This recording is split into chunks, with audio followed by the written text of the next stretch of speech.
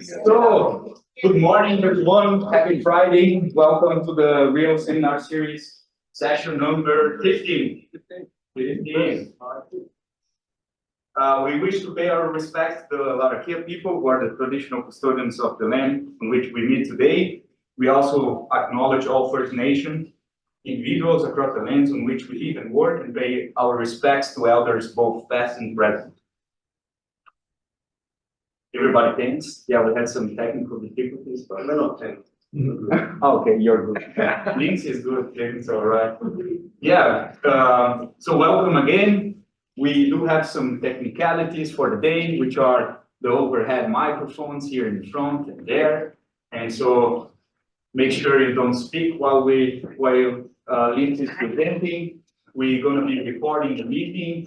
We do have online participants. And in case the fire alarm is triggered, just go back the way you came into the room, and we meet here in the grass somewhere. Apart from that, I try to be quick, but we have the morning tea in yellow 2 right after the talk. And so today, I won't introduce much this guy. He's the reason why I'm here, maybe. And still, I have three definitions for him. No. If he was a drummer, Phil Collins. Book chapter or an album, Genesis. Okay. Or band, yeah.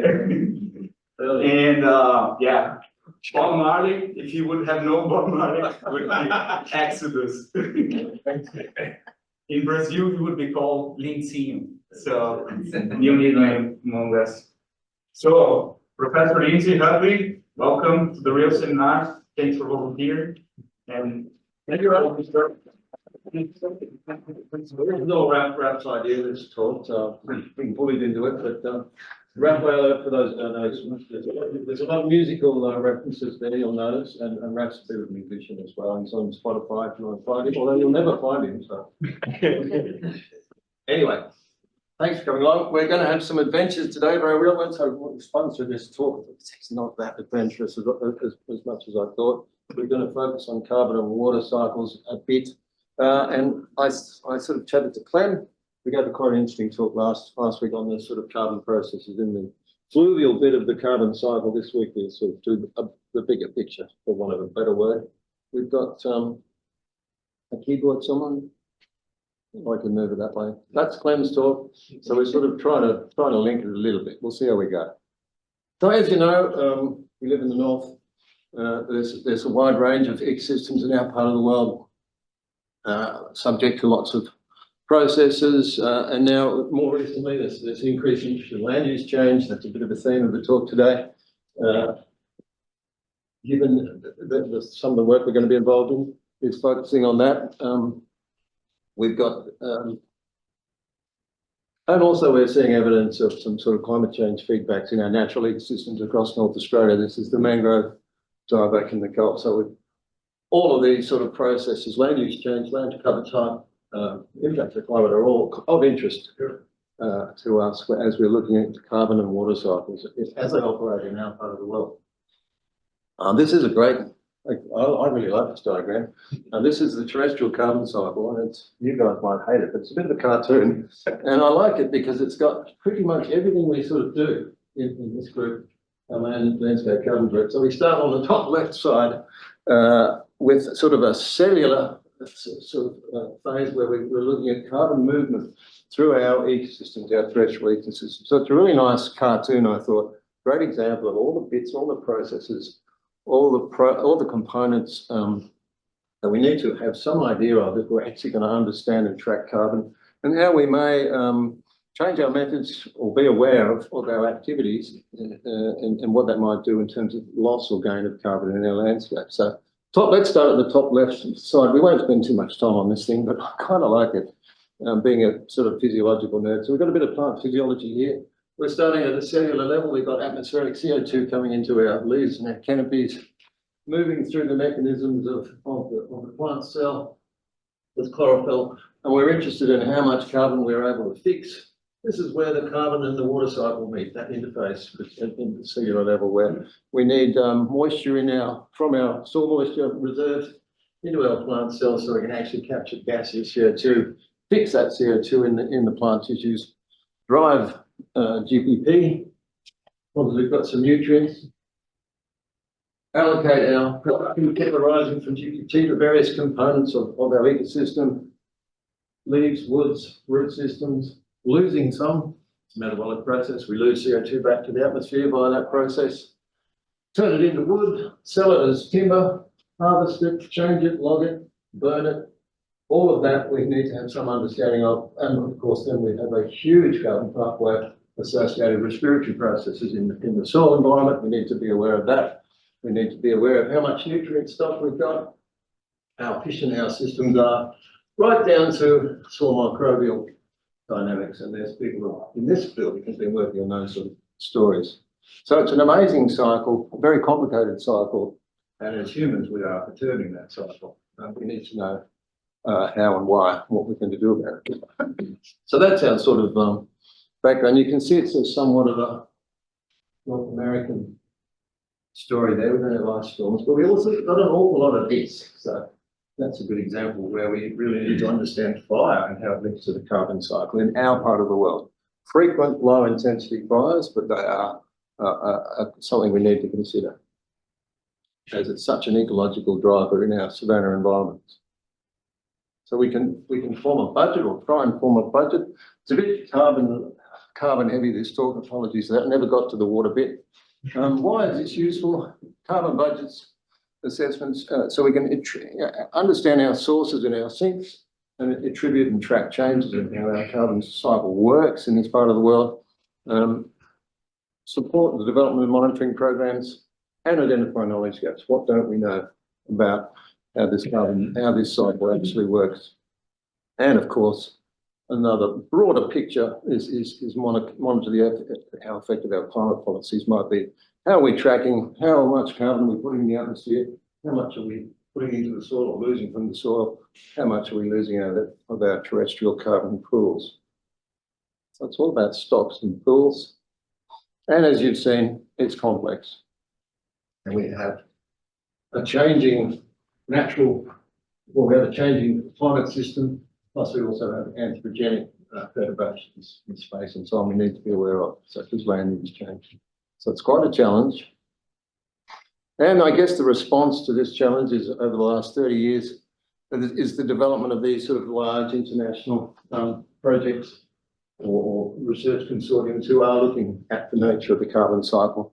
And this is one that's run out of CSIRO, but it's very much an international program funded under the Future Earth Consortium.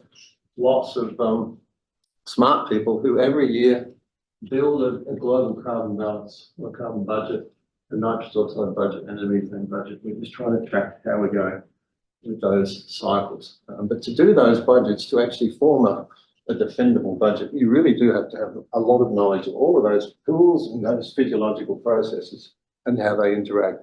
And you need to integrate climate change, and you need to integrate those anthropogenic drivers as well. So a non-trivial activity. This program is hosted by CSIRO at the moment. The executive director is a CSIRO staff member, and actually Clem last week, the leader of this group actually is on Clem's discovery program that he sort of didn't actually touch on last week, but we've got a good link to this program in Australia via our direct collaboration with this program. And thereafter, some very lofty goals, as I said, distribution of major carbon pools and fluxes, controls and feedback mechanisms, understanding the physiology of these systems, the functional knowledge of how our carbon cycles through the world, and of course, how we are impacting that, and then points of intervention. How can we look at reducing our emissions and perturbation of the carbon cycle? So that's a budget, and that happens at a global scale. It also happens at a regional scale. This is a fairly ambitious program where groups around the world have been tasked with forming a budget across 10 global land systems and 5 oceans. Huge program. Clem, this is the world of Clem here. inland fluxes of carbon as part of this RECAP program. RECAP stands for Regional Carbon Cycle Assessment and Processing, and Oceania is one of those 10 global areas. And some of the data we've flashed up today, or the efforts that we are making here, have been integrated into this sort of regional carbon cycle assessment. The assessments and the budgets are all wrong, we know that, but the research that we undertake over time needs to try and improve that. So here is the Australasian, I guess, framework. We're not going to go through this, don't worry. This is for Australia and New Zealand. So what is the carbon balance of Australia and New Zealand?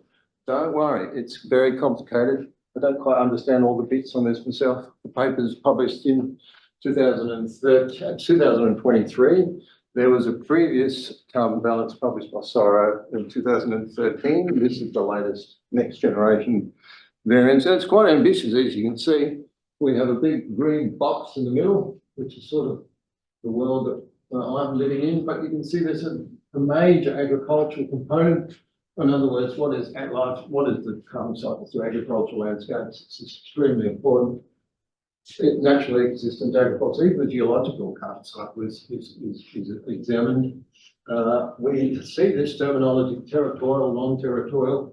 They've made an attempt to even pick up our fossil fuel exports as well as our fossil fuel consumption in this carbon balance, so it's quite comprehensive. You can see here our wood export, crop export, livestock export, fossil fuel emissions, and all of it is linked to the atmosphere.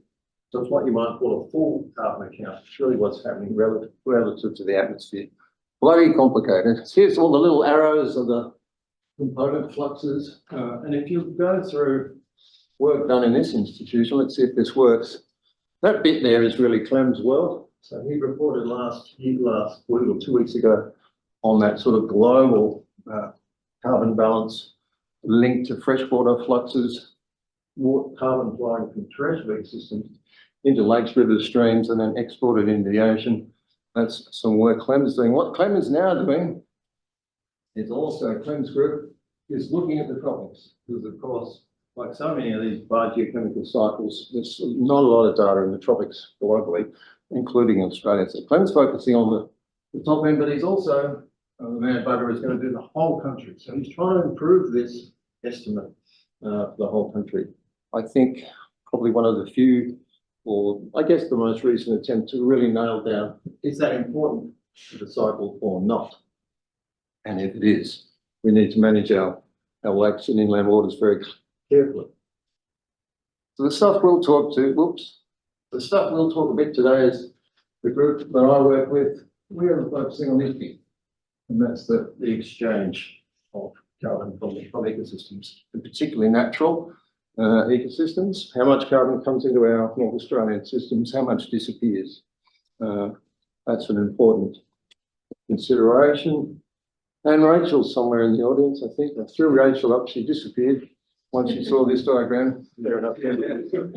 Rachel from the Northern Institute, she's working on this component. She's not, she's not an ecophysiology nerd like me, but she realises there's opportunities of understanding carbon cycles in our coastal systems and our seagrasses and estuaries, particularly coastal wetlands. And her interest, of course, is disturbance and what's happening, perturbation from feral animals, things like that.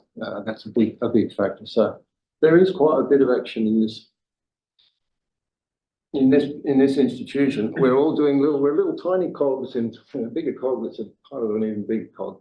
PhD student Ben Brown working on coastal carbon dynamics as well in Australia and particularly in Indonesia.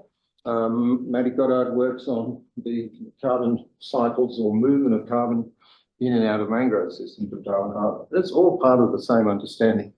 How stable is that carbon stock? What's happening with sea level rise?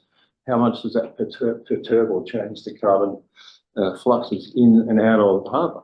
That sort of question.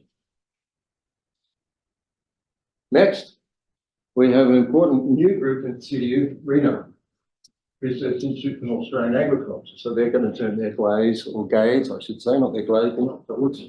They're going to turn their gaze onto our agricultural sector in the north, and in particular future agricultural development. What would be the consequence of that? And I'll be hopefully partnering with them to sort of use some of the knowledge we've gained from our current cycle, natural existence in this soil system, in this climate zone. How does that work in the transformed agricultural landscape? And again, what are our exports? What are our imports? How much is going back to the atmosphere? This one's a big one. This whole centre has just been formed. You've probably heard about this, zero net emission agriculture, CRC. So they are quite big players, and they're interested in that component of Australia. So Australia's agricultural systems are about 20% of our national emission, which is quite substantial. And that centre is aimed at reducing that somehow. And there's players here who are going to contribute to that work. So that's all sort of on the drawing board now, a lot of work to do. And last but not least, I threw in the Darwin Bushfires Research Centre as well, because they are helping us while they're mapping fire occurrence, fire distribution. They're actually still collecting lots of data on fuel loads, fuel consumption efficiencies, burning efficiencies, and you can turn all of that into quite a precise estimate of carbon that goes back into the atmosphere at the same time. So yes, it's a management tool to look at fire regimes, fire management, but we can also use that to really quantify this monstrous flux due to fire. Think of it as a huge herbivore. And we've done that in previous publications where we've ran their data and tried to turn it into a carbon number. So there's lots of work going on in this institution when you think about it. In little bits of this sort of Goliath of a carbon balance. So I think I've got the numbers. Yes, here we go. So there's the boxes, and now the numbers against them. If you look at the net budget, we're a source to the atmosphere, probably no surprises there. Some of these numbers don't make a lot of sense to me, but we are a source. Our ecosystems a net. So the numbers in the boxes are the stocks and the arrows are boxes. Our job, and this is the sort of thing Clemens is going to try and do, is to refine and revise and critique these numbers. Are these numbers meaningful? Are they in order of magnitude out? How are we going with our carbon balance? What is our understanding? How can we then, if our emissions are particularly significant, change that? That is a major piece of work, and we can send you the reference if you're interested. So clearly all those boxes, all those numbers are a horrendous mixture of empirical observation, empirical modelling from what you might call functional or process ecosystem models, where you're predicting how much emission for a given growth cycle is producing and how much sequestration are we getting. Not trivial to measure or model. And remote sensing, cover change, also a vital part of our ability to try and model our carbon balance as it functions or budget in Australia. Not possible though without observation. You need observations to constrain your models, or you'll get some very meaningless observation and model outputs. And of course, don't forget, almost all of these models are designed and have their heritage in North American, European research institutes built from the 70s, 60s. Our ecosystems function quite differently. And so we really need Australian observations to constrain these models.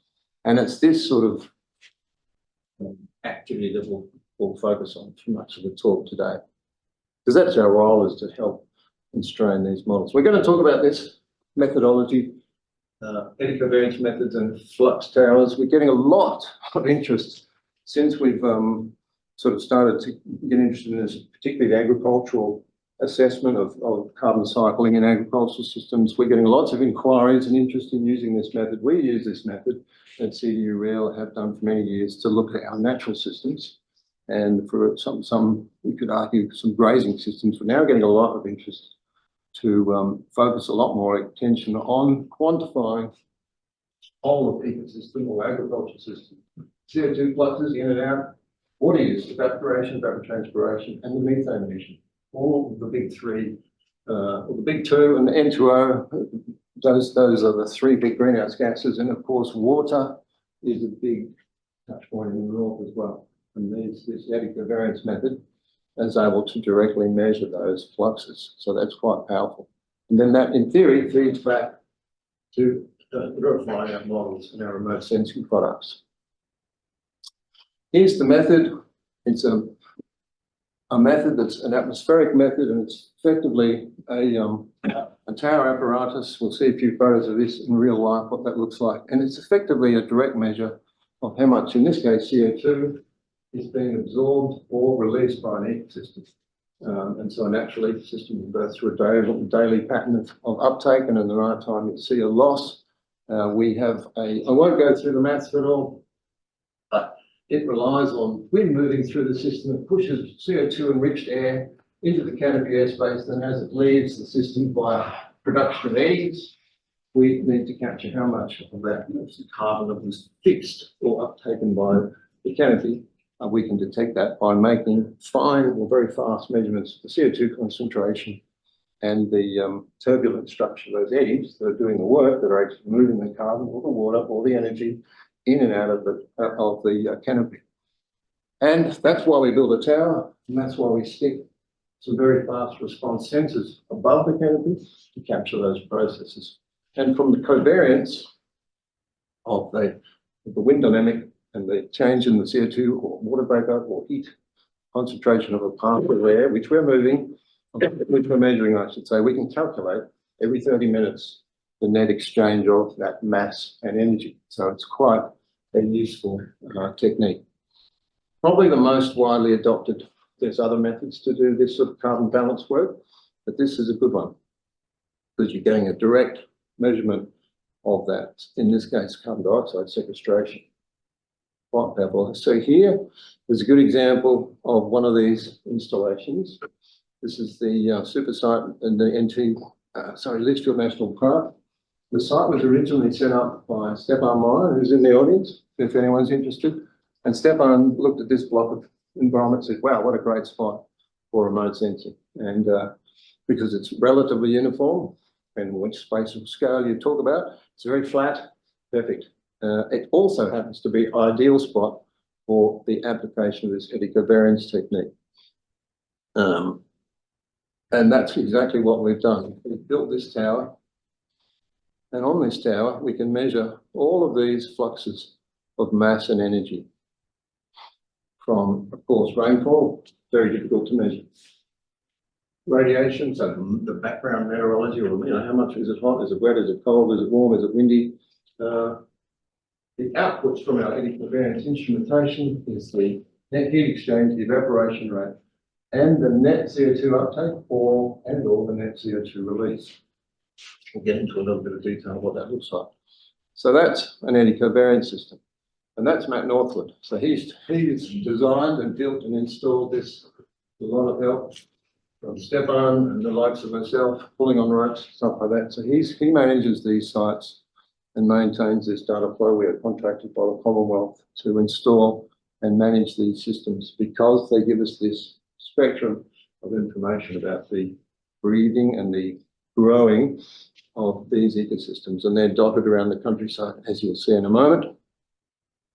So, ideal for remote sensing, ideal for this sort of measurement program. Merge the two up, and you're going to start getting some pretty powerful information over time. Here's some examples. Same technology, very different ecosystem, totally different architecture.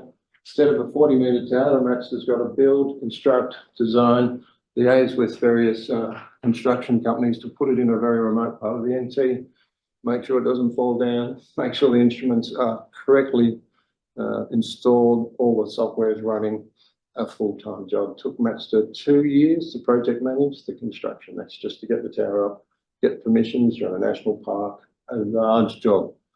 So it's an enormous undertaking. I think that's where the adventure bit comes in the title. It was quite an adventure. But what do we get out of this technology? Well, you can actually measure a direct source sink dynamic. So here you've got a pastoral system. You've got cows in the background. This is in the Daly River. And of course, in the wet season, you're going to see a hell of a big sink at that site. We've got an improved pasture there. It's in the middle of the wet. There'll be a lot of carbon uptake in that site. And we're interested in what is the magnitude of that carbon uptake. what is the long-term storage in that carbon in that agricultural pastoral system? How much is released in the dry season? What happens when a fire comes through? Well, we could say, I'll tell you what happens when a fire comes through. It burns your little flux out down, but anyway, that's another story. So this is a completely different ecosystem. It's an agricultural site, and this is a focus from here on in. So in the daytime, we've got our fluxes are happening, and of course, in the daytime, those flux profiles, if you like, will really be dominated by photosynthesis. You've got radiation out there. The signal will be dominated by photosynthesis. At night time, no solar load.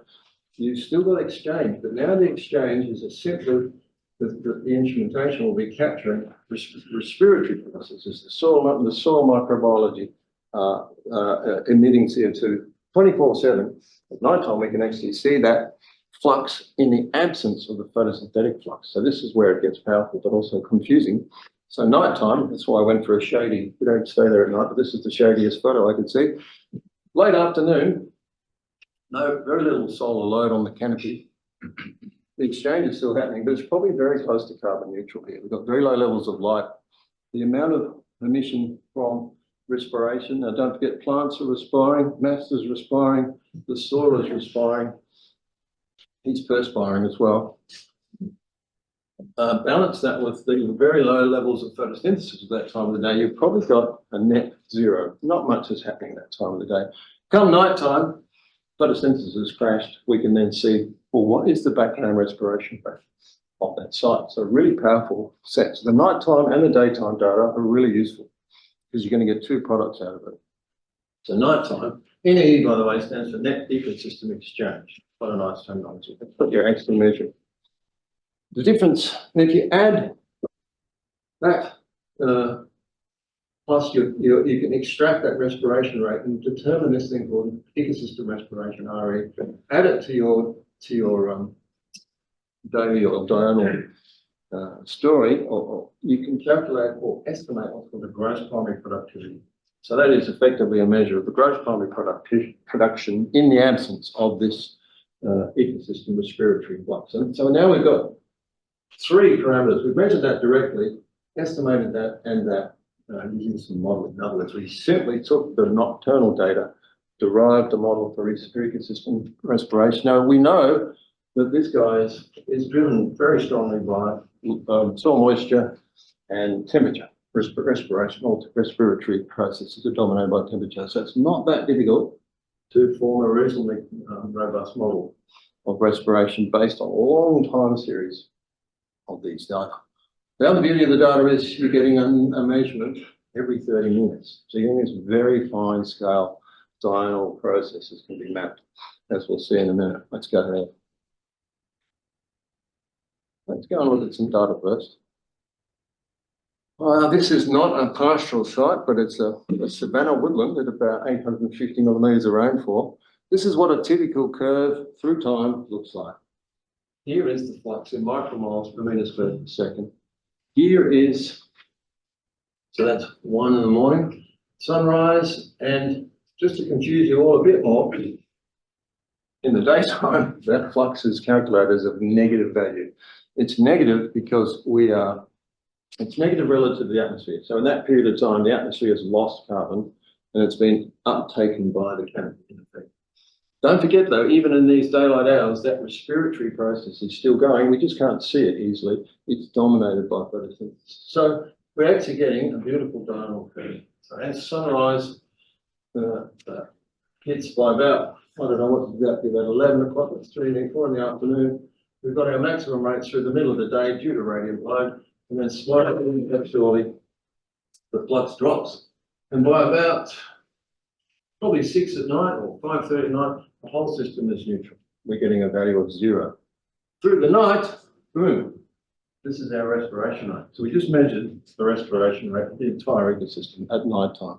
So we've now got some idea of what the flux is in the day. This is the next day, slightly more radiant load perhaps. If you integrated that curve, you get more carbon than that day.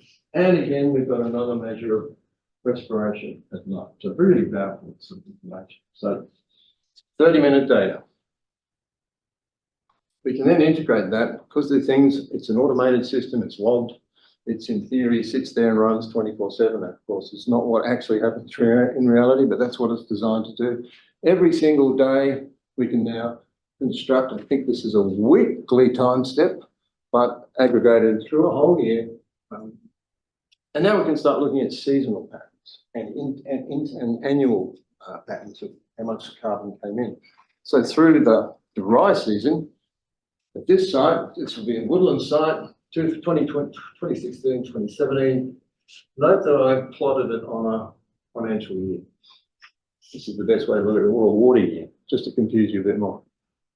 Because we like to see the bubble of flux as a function of the big monsoonal peak. So it's going from July to June, not calendar year. So what would you expect to see? And have a weak sink. So again, remember, a negative value by the end, just to confuse you a third time, or maybe 50th time, the units are incorrect. Actually, grams of meter squared per day. I've screwed up, sorry.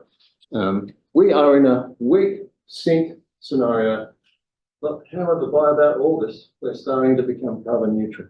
And now we're talking about the whole ecosystem at a monthly timescale. The wet hits, actually we're staying a source through the wet. End of the wet, coming into January, big mobs of rain, we're now drifting back towards a sink scenario, and we remain a sink that year through the dry season. So you now start to build up a picture of the seasonal dynamic. And don't forget the towers measuring all the meteorology, wind speed, humidity, temperature, rainfall, soil moisture. All of these we can start to co-vary with our observed fluxes. And so you start to build up a picture of the interannual processes, not only the diurnal process, but the interannual. And of course, we can look at the same site. This is a drought year. What happened in the drought year? Which, this is the sort of thing you can do. You can look at, well, did it really change? The answer is it didn't change that much. You can see it very much actually had an earlier onset of the system's drifted back into a sink a bit earlier, but probably became a source a bit earlier the following dry season. So there's all sorts of dynamics we can do that. And of course, you can integrate that and come up with a number. So in mass per unit area, per, in this case, hectare per year. And if you do that long enough, you end up getting to an annual to decadal scale. And this is where it gets quite powerful, because then you can start looking at how your system bounces around as a function of ENSO cycles. So we assume our ENSO cycles on about a 3 to 4 year cycle, used to be more like 5 to 7. We can track, well, how resilient is this system in a drought year, for example?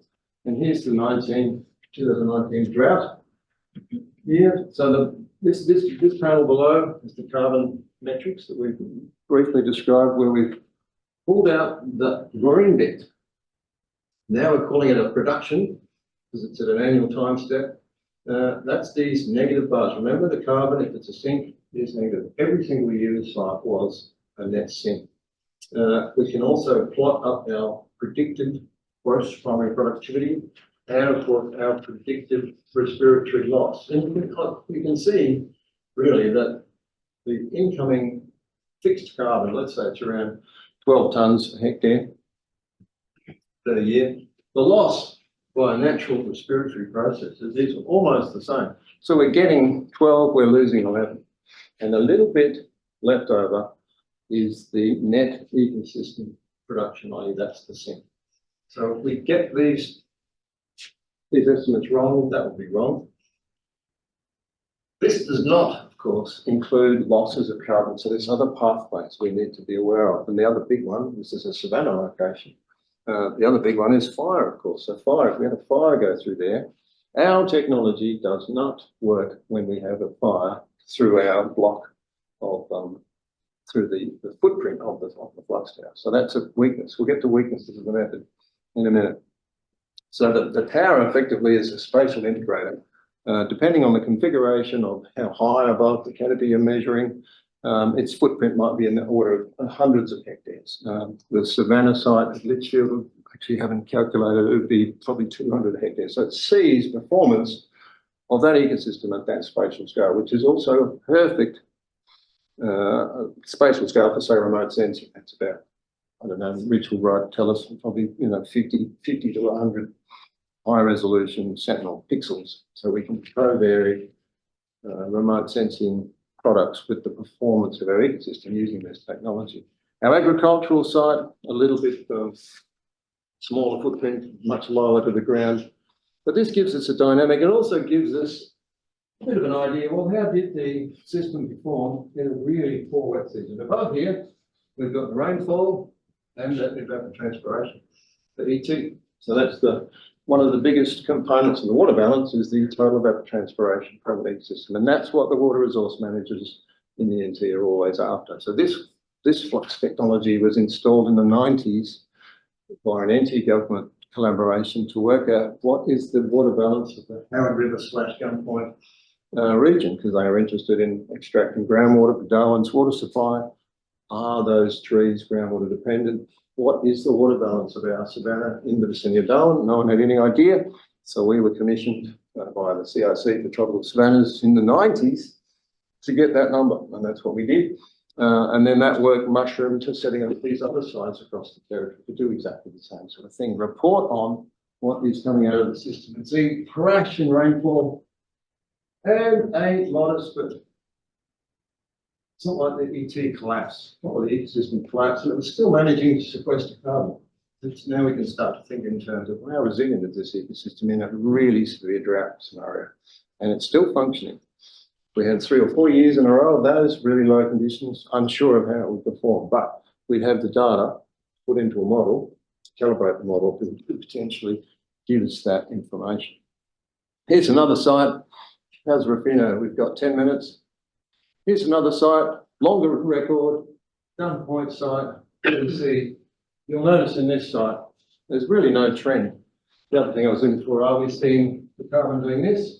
Or the carbon doing that? If you do a bit of stats on that, no trend at all. Whereas this site, which is wetter, Howard Springs region, we do have a trend. We've actually got a classic savanna thickening event, and it's probably driven by a weak rainfall increase and a CO2 fertilisation effect. And how do we know that? Because we can stick all of these flux observations into a model, and the model can tell us you've got a trend in your GPP. It's strongest in the dry season. We've got a trend in our water, much weaker. We've got a trend in the net sequestration only occurring in the dry season. We can only see that thickening in the dry. Makes a lot of sense to us. This afternoon and next week we're going out to measure trees. We measured the tree population or the tree stand at this site in 2008. We're going back next week to measure, well, what is the tree population doing? Are there more trees? Are they going? And that helps us partition and work out where on earth is the carbon going. You've got to sink. You're then duty bound to say, well, where is that carbon going in the ecosystem? And that's our job at the moment. Is it going in the trees? Is it going into soil? The model is done though. Doesn't know anything about fire. So we have to take that into consideration. We'll keep moving. If you look at the satellite, now you're getting a greening trend. This is a pretty crude bit of remote sensing, but it's a pretty strong signal. We're getting a significant trend in remote sensing. You can see the huge change in the leaf, in the foliage cover. That's perfectly expected, leaf to wet to dry. It's probably a real thing. So it's a classic savanna thickening system. Even though that site's quite frequently burnt, we can include the fire and we still get a sink. So it's interesting. So very powerful whole system measurement. We can get a direct measure of the carbon sink. It's an integrated system. It's nearly off-the-shelf technology. It wasn't when we started. It's been developed a lot. And of course, you can link your fluxes to structural metrics. This is from Rafaela's paper that's in review. We can not only go out and measure the canopy cover, satellite map cover, we can get onto LiDAR and go and start looking at structural metrics and change. LiDAR's brilliant at measuring change in tree dynamics, tree systems, and you can link that back to your flux tower. And RAF has been doing this at the Litchfield flux tower site. Other sites, we can do this as well. And he'll eventually do the same thing using this technology at our riparian forest. How well is it working? So that's a good thing. Weaknesses, it's only the whole system. I can't tell you what's happening with the carbon. I can't actually easily isolate, well, what's the crop doing? all I can tell you is the crop plus the soil plus the cows are doing X. So that's the next level where you have to slice and dice your flux information and derive what are the understory grasses doing in a savanna? What's the tree sink? It's much more difficult to pull that apart. You can do it, but that's another level of complexity. It's expensive. The Litchfield site probably cost us $300-400. I've got no idea. We've lost count of the cost, but in that sort of order, 300,000 for towers and in the latest technology system. The costs are coming down, but you need capable people to manage, monitor, and assess and analyse and interpret the data. 5 minutes. Thank you, Raf. So there's a lot of these towers around the countryside, ones with cows on them, potential sites where there's an agricultural activity in the north. So the NT, we've got quite a lot of towers. These boxes are flux towers around the country. As a few years ago, the idea is to capture the same technology, same method, same research questions right across Australia. And that is what feeds those national carbon balance models that you saw in the train wreck at the beginning of this talk. That is critical data to say, well, those numbers are crap. They really are unrealistic, or actually they're pretty good. So I couldn't tell you the answer to that yet. That paper only came out. Back to the Daly. Daly River is an interesting system, agriculturally important. There's an uncleared bit of savanna in the Daly. There's the same site, Maxters. Now that's what it looks like in the dry season. Of course, it's now been cleared. That's what it looked like in November 23. This site is what it looks like now. So that was on a cattle station, was purchased by a cotton interest, and they are going to turn this woodland system into a cotton enterprise. But a perfect example of where we could do a land use change experiment, where we've got very good idea of what the carbon stocks and fluxes are at this site. We've measured all the soil carbon, we've measured all the tree biomasses, we know what carbon's sitting in the trees, even the grasses. Now it's going to be completely transformed. We'll have a cropping system in there. There'll be a huge emission from basically the clearing and the burning. How do we know that? Because we've done an experiment in 2011, 12, 13, where we actually quantified a transition, and we've come up with an emission factor for savanna clearing, and it's quite a big number. It's about 148 tonnes of CO2e per hectare is what's lost to the atmosphere when you clear and prepare a site for agricultural production. So there's a consideration there. We've also been in discussion. Now we're sort of moving into the future, I should say. So this is the sort of work we can collaborate with RENA and the Net Zero Agricultural Centre. We're also working with the Daly area, of course, is an important area. We've been working long-term with the African Mahogany Plantation Company that works down there. The big issue there was water use. What are we doing? We're putting 25,000 hectares, well, it's not that much, it's more like 8. Putting 8,000 hectares of what we thought might be high water use plantation species into the Daly. What's the hydrological impact of that? So we had to look at that. The answer was very little, but that's another talk for another day. These guys are actually, they have an estate, so the company manages or purchase a range of cattle stations. They have quite a large estate. They've got about 21,000 hectares, but they're only actually actively using that 7,000 for tree growth. And they run what they're calling native savanna woodlands that have a light grazing pressure. And from our flux tower, we know that's going to be a weak sink in that system. This will be quite a significant sink. Well, you'd hope so, or they're all going to go broke. So there is interest in sort of shifting this and using this technology of our knowledge of carbon cycling, sequestration rates, and loss on disturbance to look at this sort of bigger picture, nature positive economy. How can we do better than we're currently doing? So these guys would have probably some permissions would be granted to clear that environment and put it under trees maybe, or they may decide, no, we're going to use this, we're going to hang on to this. It's got value as a background carbon sink that they can potentially offset their other activities. So there's lots of action going on here. As I mentioned, I haven't done a lot on the water side, but I will flag this as new work. So we're into the new work section. This is a new NEST project. Again, arid zone, putting our water hats on. We've been commissioned to look at remote sensing, the validity of a remote sensing method to look at, the validity of a remote sensing method to remotely sense the presence or absence of groundwater and ecosystems. This is a new project, and it's linked to our knowledge of our savanna system use and absorb or don't absorb moisture, where they're getting their water from. And so we are going to work with the NTG, Central Land Council, closely to look at how robust are these remotely sensed estimates of or predictions of groundwater dependent systems. And all the bits in green, this is now in the Western Govan Ports. We're in a much, much drier landscape. We've got much lower rates of water use.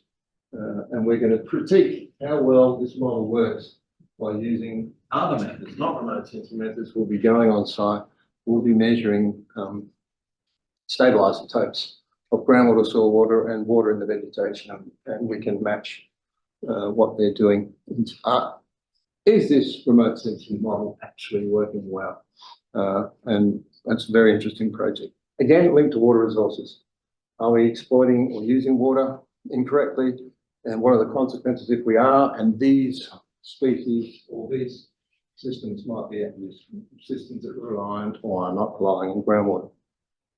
I might leave it there. Raff. What's the time? Yep. Yeah, 1 more minute.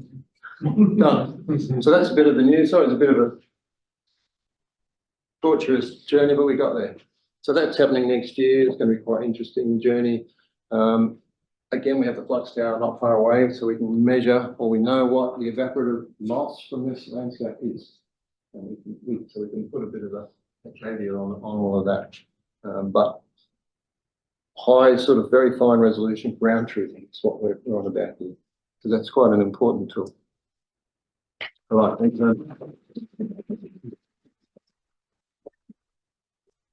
Should have mentioned this is all linked to Dylan's program because he's working down there as well on surface water, groundwater drainage. Anyway, so that's carbon, that's a bit of water. Thank you very much. Bit of an adventure, wasn't it? Any got any questions? Thanks, Lindsay. That was fantastic. It's just fascinating, but also very important. I'm just curious with land use change. Yeah. What about solar farms? Sun cable, Yep. what do they call it? They've got a huge amount of Sure. solar installation out. Isn't that a beauty? So they're going to clear. I'm not sure how much they're going to clear, but it's such a vast area, that sun cable. I think it's 12,000 hectares. So are they going to scrape that probably shrubby country that they've got? Building over the top. They might be building over the top maybe, but certainly that's going to go out of production. So the sink there would be small and difficult to monitor, but it would be there. Yeah, the arid zone is so different. We could do another talk because there's two towers. They're both dormant at the moment, but they've been sitting in the arid zone just north of Alice Springs for about 10 years. They also, because the arid zone is so different. I mean, the carbon fluxes are like this, or they're for years, zero, or a net source. And then they'll get a stonking great low system will move through and bang, they fire up. And then they rapidly fix carbon, they rapidly mineralise nitrogen, and off they go. So yeah, very difficult system to model. So just following Jenny's question, if you have the solar system over there, is the physical structure on the large scale going to interfere the observation of the tower? Yeah, that's such a good question because we have a flux tower about 20k north of the farm. And I thought that's a huge amount of heat that's going to be pushed back into the atmosphere. So I rang up the micromet people in Melbourne and asked them the same question some years ago. They said, no, we don't think it'll be an issue. But yes, if you had a massive solar farm, then you had your tower, 100 metres away. Yeah, good night, Charlie. All you're going to be measuring is the heat flux off the panels. That'd be a total disaster. And also, is the flow going to be of that? Yeah, absolutely. Because with aerodynamic methodology, the flow characteristics are what you're trying to capture and measure. So totally right, Stephen. But we're miles away from it. It'll be fine. So another question is about the balance between the vapor transpiration and the precipitation. Yeah. So there is a gap between them. So where does this gap go? So runoff soil storage. That's correct. It'll be totally a function of the site characteristics. So if you can see here, this is this is 20 years old. This is probably still valid to this day. But you can see there is a bit of, unknown surface runoff, but about 400 millimetres ends up in the river. Clem used this for dance and did the carbon and the fluvial dynamics using this information. So it's quite useful. Then you've got some sort of recharge, 200 millimetres. If you're in a In other words, you've got a huge water excess. You're getting, think of it as it's just a pilot budget, it's an account, it's your tax, basically. There's your income, there's your export. So the water that's disappeared is about 1,100 millimetres. We got 1,700 on average. So there's a lot of water that ends up in the river and into the aquifer, basically. So you can calculate aquifer ratio. Now, in the dry environments, such as the Western Government ports, that difference will be zero, right? Or very, very much so. The ET will be totally coupled to the rainfall. So we can have a drought here, and we'll get possibly more ET because the system is water limited. Sorry, it's radiation limited in the wet season. So if you have a dry wet or a poor wet, you'll have a lot more days like that. You're still getting enough moisture into the system to fulfill the vegetation water use needs, if you like. And so your evaporation rate goes up. So the ET will go up in a drought, perversely. The soil as the water Storage, the storage, does that really big enough to affect the whole figure, or basically that's too small? You mean the soil moisture store? Yeah. I would say so, yeah. Let's say you have several get climate change. It's 2030. We just had 5 droughts in a row. Your dry season soil water pool will do this, and then you'll see tree mortality. They're all living in the dry on that soil moisture storage, these guys. They're not groundwater users. A lot of the species there are distributed by the fact that the site's well drained and there's no groundwater anywhere near them. So, yeah, so that subsoil moisture we found was the critical ecological metric, if you like, and that keeps the trees through the dry. They have 6 months in a high evaporative environment. They're still quite happy out there. They're green as hell. They're doing well. And the obvious suggestion was, well, they must be using groundwater, but they're actually not. They're relying on quite deep soil moisture. And that's the sort of issue we have to tease apart in this new nest resilience hub program. The agricultural person at the back. So, you know the graph where you've got net primary production. Gross primary production, yep. Sorry. It was gross. Oh, sorry, gross. Yes. Thank you. So in the drought years, like 1920, Yep. we know that in the grass we had like big problems, right? Yeah. With growing up grass. Mm.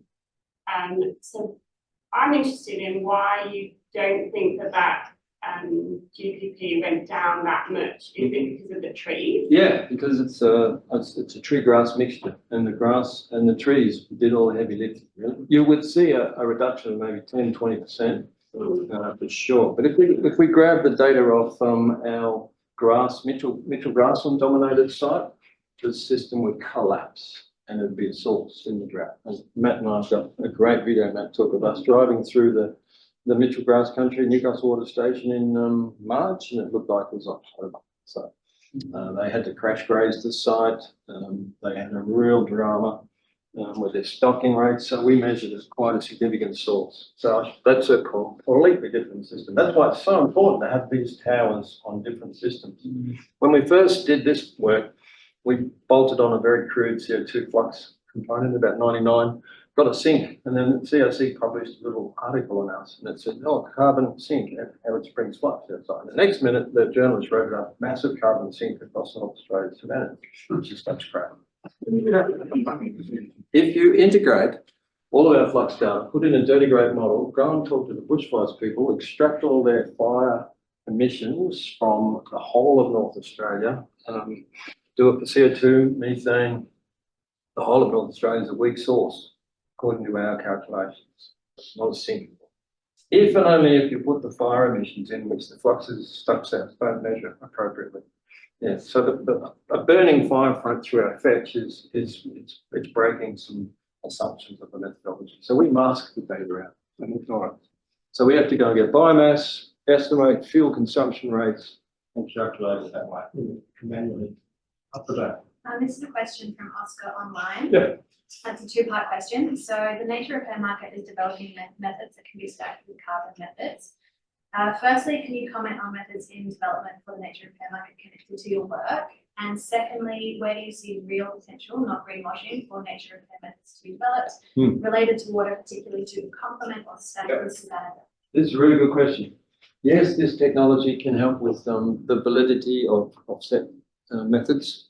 I think we all must have seen some media on the fact that some of these methods have been attacked as the basis is poor. That I think is a bit of a topic of the new CRC, nature positive economy, is to perhaps look with a much more critical lens at offsets and how they're going to work. And definitely this information is critical for that. Because we're now building an understanding of the resilience or lack thereof of the carbon cycle as it operates in our landscapes, be it agricultural or natural. So I made a mistake. I really should have put the Mitchell grass, which is a pastoral property, grazing natural ecosystems, and that would have been probably more interesting to contrast. That probably doesn't answer the question. Yeah, this is all highly relevant to offsets. I mean, I was going to try and touch on the offset story, but we just don't have time for that. That's another story. Yeah, but I did flash up the CRC positive, positive kind of natural. What is the word? Nature positive. Thank you very much. Which I believe the centre is in review. CDU is a partner. Alan's going to be a program leader if it gets up. Do we know anything there, or is it highly confidential? Confidential, just light. Just light. Oh, well, no surprise. Matt and I work for an agency called Turn, and they're fantastic. So yeah, it's sort of something out of a comedy show. But anyway, hello. More chat online coming now. Yes, this is one from Clem online. Again, two He parts. doesn't know. Um, 2 parts. Firstly, he's wondering, could LiDAR help to work out annual tree thickning at Howard Spring compared to your seed estimate? Yes, it could be, but we'd need a measurement every 2 to 5 years, and that's exactly what's coming in the next iteration of the Turn budget. The best example of that is Linda Lux, PhD. Linda did a LiDAR scanning. She's just got a PhD. Paper is in the literature plan. There's another one coming where we've linked the LiDAR to the fluxes. So we looked at a pre-drought, 18 was an average year, 19 terrible drought, and a massive fire. And then 2020 was a bit of a recovery year. So we can look at the fluxes. She did a great job of actually very fine scale mapping of the volume of the canopy collapse in the dry year. It was really very interesting. We still had, in fact, I think the site became a source. So the answer to that question is yes, we can not only map the tree increment change, but we can also look at the entire canopy performance. So Rafaela is working on LiDAR methods that will sort of grab a tree, say, yes, that's a tree. We now need to pull all the leaves off that tree in a virtual space and say, well, what was the tree area? That's the gold standard. It ain't there yet, but we can say, well, what's the volume, likely volume of the canopy airspace that's occupied by foliar elements? And Linda managed to do that sort of very dynamic system. So, you know, the LiDAR is a great tool for that. You just need a $200,000 LiDAR and a $100,000 drone and probably something like that. So the bill's pretty big, but the technology, like genetic covariance technology in the, the 90s, it's 40 years old. It's now becoming much more off the shelf. Put it in the field, sort of turn it on, and off you go. But when we started, no way in hell. It's it's very much a research methodology. It needs a lot of input and tender loving care. All right, that might be enough. Do we have time for one final question? Yeah. Okay, let's take that one. So for the last Just question, because it's like, We've had about 2. can you Can't even think bring me up. of any additional areas of expertise in carbon research that would be useful to add to the city's capacity? Yes, keep this going on because this is going to be a revolution in remote sensing of these metrics. So Matt's goal and my goal is to one day hang up the flux tower boots and have confidence in remote sensing modelling linked to optical and LiDAR remote sensing, and so we can use those tools. CO2 inversion methods, where we have a satellite that tells us the concentration profile of CO2 above our landscapes. That would be awesome, because then you can use our data sets to sort of model it. Not there yet. So the answer is yes, we need some modelling capability if it wants to really, and some LiDAR and remote sensing. Super important to link all this to remote sensing. Yeah, that's what I'd say. so thanks a lot, Lindsay.